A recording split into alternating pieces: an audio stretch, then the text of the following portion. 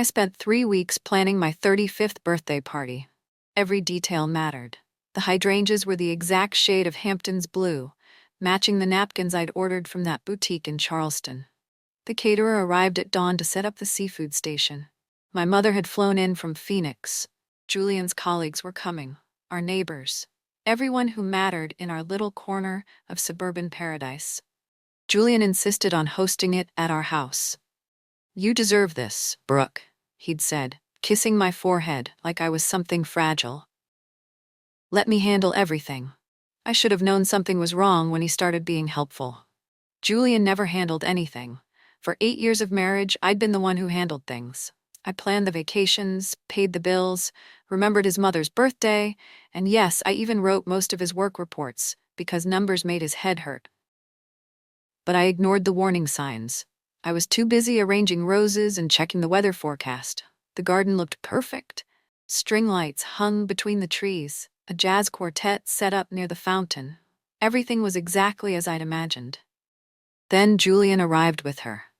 Her name was Mia. She wore a silk slip dress in champagne pink, the exact dress I'd shown Julian 3 weeks ago, circled in red pen in the Nordstrom catalog, with a note that said, "Maybe for my birthday?" He'd said it was too expensive. But there she was, wearing my dress, holding my husband's arm like she belonged there. She had that influencer glow, perfect skin, perfect hair, the kind of woman who probably took photos of her breakfast and called it content. My mother saw them first. She grabbed my wrist. "Brooke, who is that?" "I don't know," I whispered. But I did know. Somewhere deep in my stomach, I knew. Julian walked her through the garden like she was royalty. Guests turned to stare. He introduced her to his boss, to our neighbors, to the couple who lived 3 doors down. Each time, he said the same thing. "This is Mia. She's very special to me. Not this is Mia, a colleague. Not this is Mia, a friend. Just special." I stood by the dessert table, holding a glass of champagne I couldn't drink. My hands were shaking. The cake arrived at 7. Chocolate with raspberry filling, from the bakery where Julian proposed to me 9 years ago. The same bakery, the same cake. He'd remembered that detail at least. "My name is Brooke Hartley, 35 years old today, wife to Julian for 8 years, and I was about to watch my entire life fall apart." Everyone gathered around. My mother stood beside me, her hand on my shoulder. The jazz quartet stopped playing. Someone dimmed the string lights. It was time for the toast. Julian stood up. He tapped his glass with a fork and the garden went silent. 60 people turned to face him. He smiled. That same smile he'd given me on our wedding day. Confident, charming, the smile that made people trust him. "I want to thank you all for coming tonight," he said. His voice carried across the garden. "Brooke's birthday is special to me. She's been my partner for so long. Been, past tense. But tonight," he continued, "I want to be honest with everyone. I want to introduce the woman who truly makes my life possible." My mother's grip tightened on my shoulder. I felt the heat of 60 pairs of eyes shifting to me, waiting. "This is Mia," Julian said, reaching for her hand. She stepped forward, glowing in my dress. "She's the woman I'm building a future with." I wanted to be honest in front of our community. I wanted everyone to know. The garden went silent, not the comfortable silence of anticipation, the terrible silence of shock. Someone gasped. I think it was my mother. A wine glass shattered on the stone patio. Julian's boss stood frozen, his mouth hanging open. Our neighbor dropped her fork. Mia smiled, a small, nervous smile, like she'd rehearsed this moment but hadn't expected it to feel this real. She tucked her hair behind her ear. A diamond bracelet caught the light. The same bracelet I'd admired in a jewelry store window 6 months ago. Julian had said we couldn't afford it. Apparently, we could, just not for me. Julian was still talking. Something about honesty and growth and following your heart. The words blurred together. All I could hear was the blood rushing in my ears. Everyone was staring at me now, waiting for me to cry, to scream, to collapse, to give them the scene they'd come for. I didn't give them that scene. Before Julian could finish his speech, before anyone could move, I started clapping, slow, methodical. Each clap echoed across the silent garden. Pop, pop, pop. Julian stopped talking. He turned to look at me. Confusion crossed his face. "Brooke?" I stood up, smiling. Not a sad smile, not a brave smile, a genuine, relieved smile. The kind of smile that confused everyone more than tears would have. "Thank God," I said. My voice was loud enough for the front row to hear. Loud enough for his boss. Loud enough for Mia. Thank God someone finally said it. My mother released my shoulder. I walked forward, past the cake, past the shocked guests, straight to Mia. She looked terrified. Her perfect influencer composure cracked. She took a small step backward. I opened my arms and hugged her. A real hug. The kind you give someone at a funeral. "Thank you," I whispered in her ear. Close enough that only she could hear. "Thank you for taking him." Her perfume smelled like cheap vanilla. Underneath it, I caught Julian's cologne. The expensive one. The one I bought him. I pulled back from the hug and looked at Julian. He stood there, speechless. His mouth opened and closed like a fish. This wasn't the reaction he'd planned for.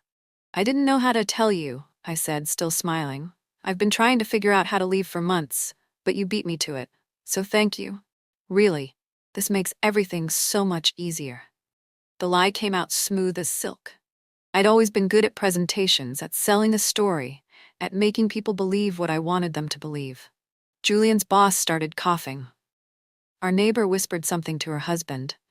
The jazz quartet packed up their instruments without being asked. "Brooke," Julian said. His voice cracked. "What are you talking about?" "You'll figure it out," I said. I patted his shoulder, like he was a child who'd just tied his shoes for the first time. Patronizing. Dismissive.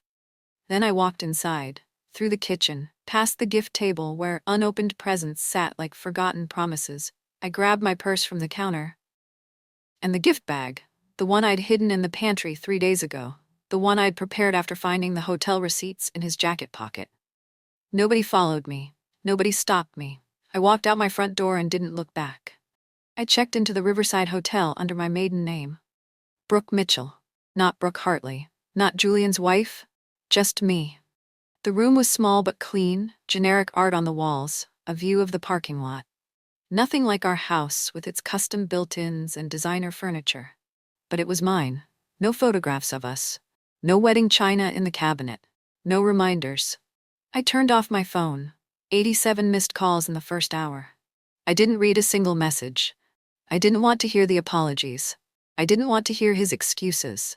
I didn't want to hear my mother crying or his mother defending him. I wanted to hear silence. The sound of his world cracking apart without me there to hold the pieces together. I ordered room service, ate chocolate cake in bed, watched terrible reality television. For the first time in 8 years, nobody needed me to do anything. Nobody needed me to write a report. Nobody needed me to schedule a meeting. Nobody needed me to be the engine that kept everything running. I slept for 12 hours straight. No alarm, no responsibilities, just sleep. Everyone thought Julian was the genius, the success story, the golden boy who climbed the corporate ladder at Morrison Financial Group, senior consultant, corner office, company car, the works. They didn't know the truth. Nobody did.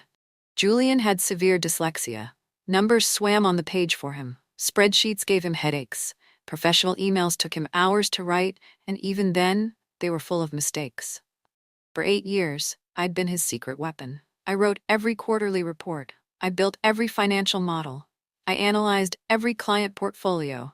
I sat beside him at 3 a.m, translating his scattered thoughts into coherent presentations. The promotion he got last year? The one that came with a $20,000 raise? I wrote the proposal. I created the analysis. I did everything except sign his name at the bottom. Julian was the face. I was the brain. And nobody knew. Not his colleagues. Not his boss. Not even his mother, who loved to brag about her brilliant son. He'd made me promise to keep it secret. It would hurt my credibility, he'd said. People wouldn't respect me if they knew. So I stayed quiet. I let him take the credit. I let him be the star. Now he'd have to figure out how to shine on his own. Mia was a lifestyle influencer. 28 years old, 40,000 followers on social media. She posted photos of green smoothies and yoga poses and expensive handbags. Her entire life was performance. I'd found her profile 2 months ago, buried in Julian's phone history. I'd spent hours scrolling through her posts, each one more vapid than the last. Motivational quotes over sunset photos. Selfies with captions about self-love and manifestation. She had no idea what she'd just inherited. A man who couldn't balance a checkbook. A man who needed someone to write his emails. A man who panicked when his boss asked him a direct question about his own work. She thought she was getting the polished consultant, the man in the expensive suits, the man who drove a BMW and wore a Rolex. She had no idea she was getting a fraud. A carefully constructed illusion that required constant maintenance. Maintenance I'd been providing for free. Now that maintenance was her problem. Let her spend her nights translating his rambling thoughts into professional language. Let her build his spreadsheets. Let her wake up at dawn to fix his mistakes before anyone noticed. Let her be the engine. I was done. I didn't change the locks on our house. That would have been obvious, petty, expected. Instead, I changed the passwords to everything. The shared cloud drives, the financial software, the document folders, every digital space where I'd stored 8 years of work, years of reports, models, analysis, templates, client presentations, everything Julian needed to function at his job, everything he couldn't recreate on his own. I changed every password to something he'd never guess. Then I changed the backup passwords. Then I set up 2-factor authentication on my phone. The phone he couldn't access because I'd removed him from my account. Within 48 hours, Julian was locked out of his own career. The first call came on Sunday morning. Not an apology, not begging me to come home, just panic. Brooke, I need the quarterly forecast file. The board meeting is Monday morning. I can't find it anywhere. His voice was tight, desperate. The same voice he used when he'd forgotten an important deadline and needed me to save him. Ask Mia, I said. My voice was calm, pleasant. She's the one making your life possible now, remember? You said it in front of 60 people. Brooke, please, this isn't funny. I'm not laughing, I said. Then I hung up. He called 7 more times. I didn't answer. While Julian scrambled, I had a meeting with Timothy Warren, CEO of Warren Capital, the parent company that owned Morrison Financial Group. I'd been doing freelance work for Warren Capital for 3 years. Consulting, analysis, strategy, small projects that Julian never knew about. Work I did under my maiden name, work that was actually mine. Timothy had been impressed. So impressed that he'd reached out 6 months ago with an offer. Director of Strategic Analysis. Direct report to him. Salary that was triple what Julian made. I'd said no, I was married. Julian needed me. How could I take a job that would require travel? That would mean late nights? That would make me the primary earner? Julian had made it clear he needed to be the successful one. The provider. The star. My job was to support him, to stay in the background, to make him look good. But now I was free. Free to accept the offer. Free to stop hiding my skills. Free to stop pretending I was just the consultant's wife who did some bookkeeping on the side. Timothy's office overlooked the harbor, floor-to-ceiling windows, modern furniture. A view that cost more than most people's houses. I accept, I said. When do I start? Timothy smiled. How about tomorrow? Julian didn't believe me at first. When I told him I was taking a director position at Warren Capital, he laughed. Actually laughed. Brooke, that's not funny. Warren Capital doesn't hire people without consulting experience. I have 3 years of consulting experience with them, I said. Under my maiden name, Mitchell, not Hartley. The laughter stopped. What? The freelance bookkeeping I told you about? It wasn't bookkeeping, it was strategic consulting, for Timothy Warren. I've been analyzing their portfolio acquisitions, including Morrison Financial Group. I watched the realization dawn on his face. Slow and terrible. Like watching someone realize they'd been swimming in shark-infested water. You're lying, he said. Check the Warren Capital website, I said. Leadership page, they announced it this morning. Brooke Mitchell, Director of Strategic Analysis. He pulled out his phone. Scrolled. His face went pale. There was my photo. Professional. Confident. My maiden name printed right below it. This is insane, he whispered. You can't work for the company that owns my firm. Why not? I asked. You're the brilliant consultant. You have nothing to worry about, right? He didn't answer. Because he knew. He knew exactly what he had to worry about. The house became a battlefield. Not of screaming matches, of silence. Julian moved through the rooms like a ghost. Desperate. Confused.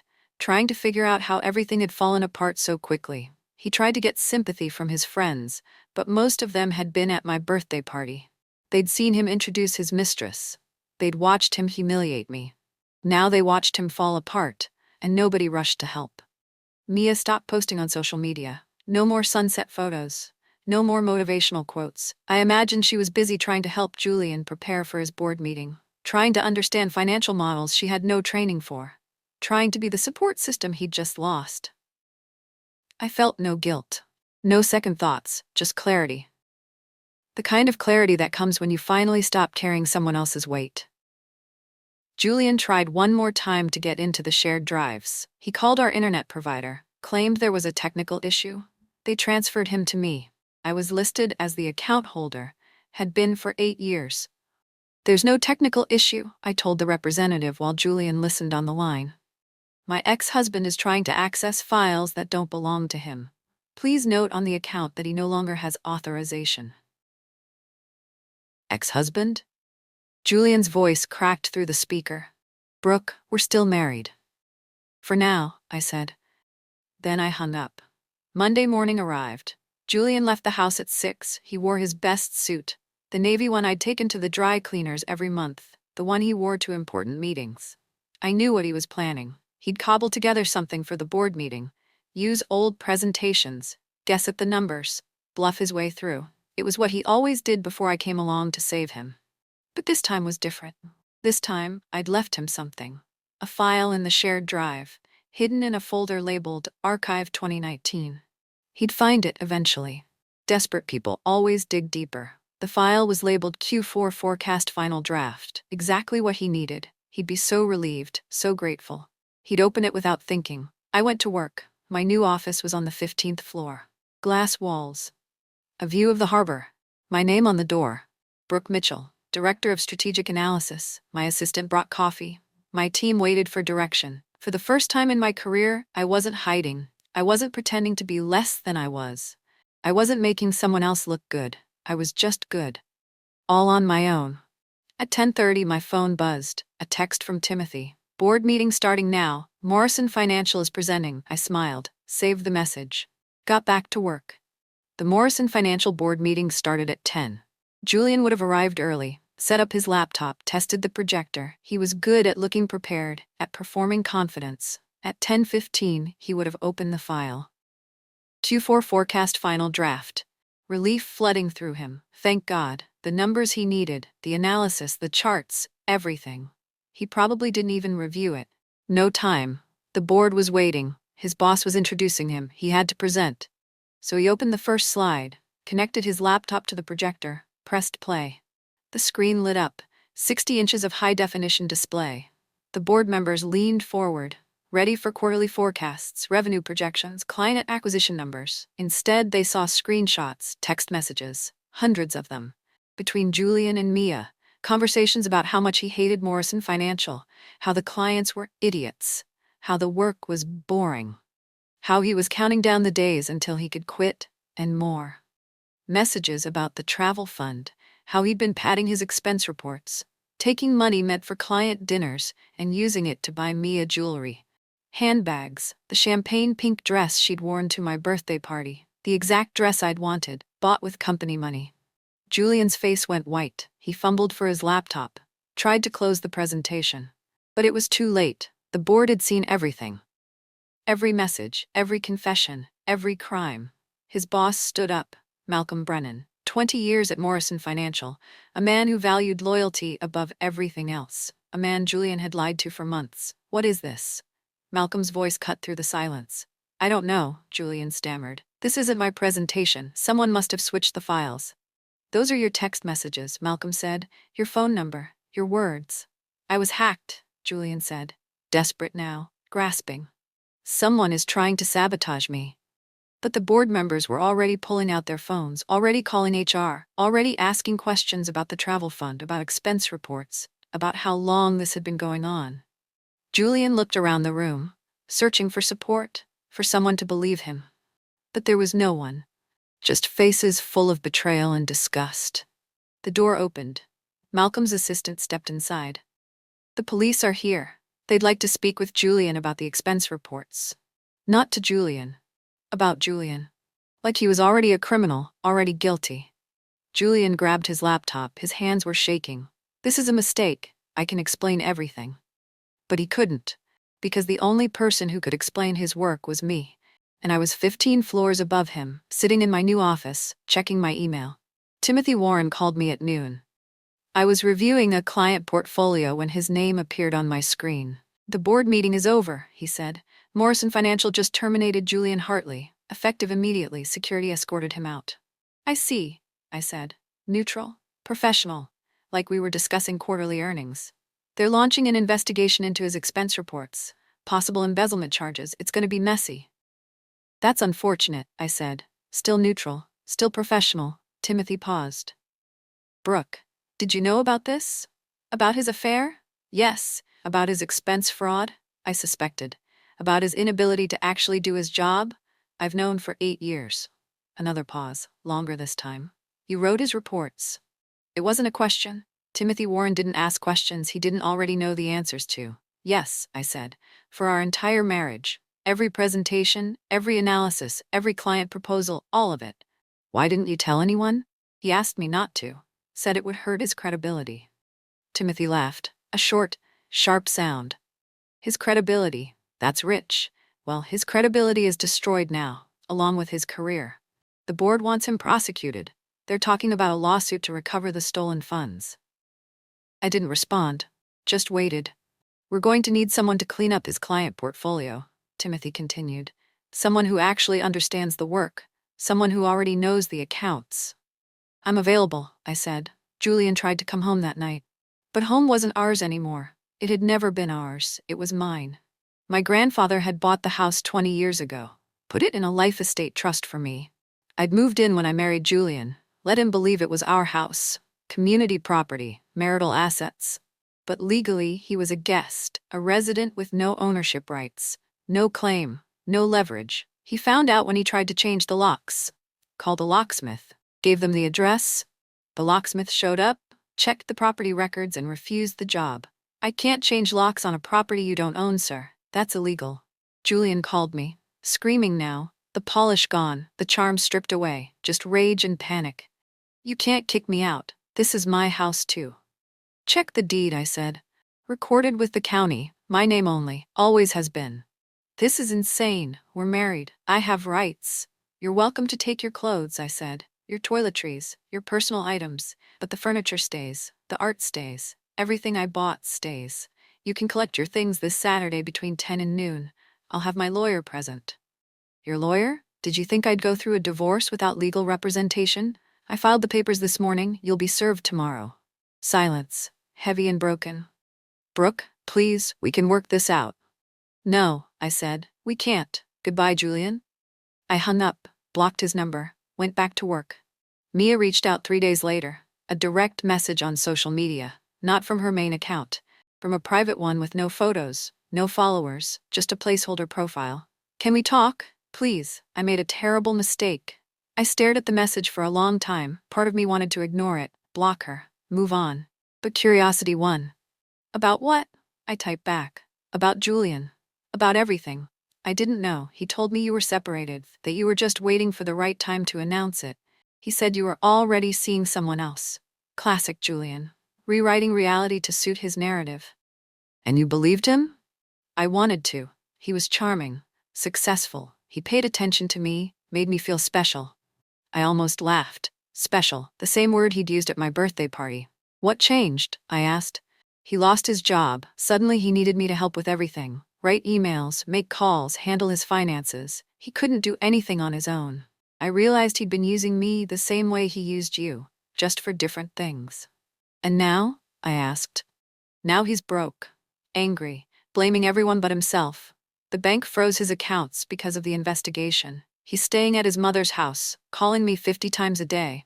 I blocked him yesterday." I read her message twice, felt nothing. No sympathy, no satisfaction, just indifference. "Good luck," I typed. Then I blocked her too. The divorce moved quickly. Julian had no leverage, no house, no income, no money for a good lawyer. His legal aid attorney advised him to settle. I kept the house, the car, the savings account, everything we'd built during the marriage. Because it wasn't we who built it. It was me, my money, my planning, my work. Julian tried to claim he deserved half of my new salary, spousal support based on my income potential. His lawyer actually filed the motion, argued that I'd benefited from the marriage. that my career advancement was only possible because of the foundation we'd built together. My lawyer laughed when she read it. A genuine laugh, the kind you can't fake. He's claiming you owe him for the career he destroyed, the work you did for free, the talent you hid because he made you? This won't hold up for 10 seconds. She was right. The judge dismissed the motion without discussion, granted the divorce, ordered Julian to pay $500 a month for the legal fees I'd incurred. Money he didn't have. 60 days after my birthday party, I was officially Brooke Mitchell again. Free. Single. Mine. Julian sent one final message, through his mother because I'd blocked him everywhere else. She called my office. My assistant transferred her to voicemail. "Tell Brooke I'm sorry," his mother said, voice shaking. "Tell her Julian made a mistake. Tell her he still loves her." I deleted the message without listening to the whole thing. Love wasn't enough. It had never been enough. 6 months passed. Winter turned to spring. My new role at Warren Capital consumed me in the best way. Real work, challenging problems, colleagues who respected my expertise. I rebuilt Julian's old client portfolio, cleaned up his mistakes, corrected his errors. Several clients specifically requested me as their consultant. They'd noticed the difference, the quality, the attention to detail. "Your reports are much more thorough than Julian's," one client told me. "We always felt like he was guessing, but you actually know what you're talking about." I smiled, said nothing. Let the work speak for itself. The criminal investigation into Julian concluded. He accepted a plea deal. Paid back $47,000 in fraudulent expenses. 2 years probation. Community service. No jail time, but his consulting license was revoked. He couldn't work in finance anymore, couldn't rebuild his career, couldn't start over in the industry where he'd built his reputation. That reputation was ashes now. I heard through mutual acquaintances that he was working retail, managing a clothing store in a strip mall, making $12 an hour, living in a studio apartment, driving a 10-year-old sedan, the life he'd been terrified of, the mediocrity he'd fought so hard to escape. Meanwhile, I was thriving. I bought a new house, smaller than the old one, modern, minimalist, no memories, no ghosts, just clean lines and open space and room to breathe. I decorated it myself, no compromises, no discussions about what Julian would prefer, just my taste, my choices, my home. The living room had floor-to-ceiling windows overlooking a garden. I planted hydrangeas, white ones this time, not Hampton's blue. A different shade, a different life. I hosted a dinner party, small, intimate, just 6 people. Real friends, people who'd supported me during the divorce, people who'd never liked Julian anyway but had been too polite to say so. We ate good food, drank expensive wine, laughed until our sides hurt. Nobody mentioned Julian. Nobody asked if I was dating. Nobody treated me like I was broken or needed to be fixed. They just treated me like Brooke, whole, complete, enough. My mother visited for a weekend. We sat in the garden drinking coffee, watching birds circle the fountain. "I never liked him," she said suddenly. "Julian, I never liked him." "You could have told me," I said. "Would you have listened?" I thought about it. Probably not. I'd been determined to make the marriage work, to be the good wife, to prove I could do it all. "No," I admitted. "I wouldn't have." "You're better now," she said. "Stronger. I can see it in your face." She was right. I was better. Not because I'd left him, but because I'd found myself again.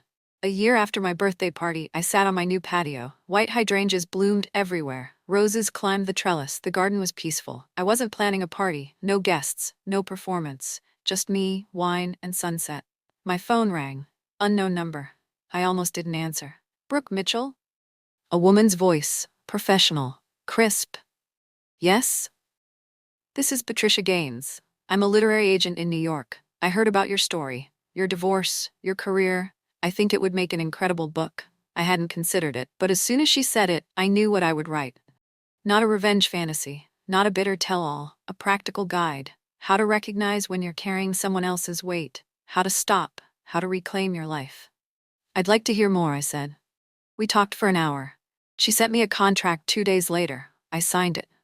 The book was called The Engine, a guide for women who'd forgotten they were powerful. It became a bestseller. The publicity tour was exhausting. Morning shows, podcasts, radio interviews. Everyone wanted to know about Julian, about the birthday party, about the divorce. "Did you plan the revenge?" they asked. Did you know you were going to expose him? No, I said. Honest, direct. I didn't plan anything. I just stopped protecting him. The rest happened naturally. What would you say to women in similar situations? I thought carefully before answering. This was the part that mattered. The part that could actually help people. Stop being the engine, I said. Stop carrying weight that isn't yours. Stop making other people look good at your own expense. If someone can't function without you, that's not love. That's dependence. And you deserve better. The message resonated. Women reached out. Hundreds of them. Thousands. Sharing their own stories, their own Julians, their own moments of clarity. Some left their marriages. Some renegotiated their relationships. Some just stopped doing their partner's work and watched the truth reveal itself. All of them found themselves again, found their power, found their worth. That was the real revenge. Not destroying Julian, but helping other women avoid the same trap. Giving them permission to value themselves, to stop shrinking so someone else could feel tall. Julian tried to sue me, claimed the book violated his privacy. His new lawyer filed a motion. It was dismissed immediately. Truth is a defense against defamation, and everything I wrote was true. 2 years after my 35th birthday, I turned 37. I didn't plan a party, didn't need one, just dinner with close friends at a restaurant downtown. We ordered too much food, laughed too loud. Stayed until the restaurant closed, then we walked along the harbor watching boats drift past. My phone stayed in my purse. No work emails, no emergencies. No one needed me to save them. I was just present, just happy. One friend asked if I ever thought about dating again. I shrugged. Maybe someday. Maybe not. It didn't matter. I wasn't lonely. I wasn't looking for someone to complete me. I was already complete. Do you regret it? Another friend asked. The marriage? The years you spent helping him? I thought about it. Really thought about it. No, I said. I learned what I didn't want. I learned my own value. I learned that I could survive losing everything and still be okay. Those are valuable lessons. We reached my car, said our goodbyes, made plans for next month. They drove away, and I sat in the driver's seat for a moment, just breathing. I thought about that other birthday. The hydrangeas, the silk dress. The moment Julian introduced Mia, the moment I started clapping, I'd been terrified, humiliated, broken. But I'd also been free to stop pretending, free to stop holding everything together. The clapping wasn't sarcasm, it was relief, because I didn't have to be his engine anymore. I could just be Brooke, and Brooke was enough. I started the car, drove home to my white hydrangeas, my clean empty house, my life that was finally completely mine, and I never had to clap for anyone else's performance again.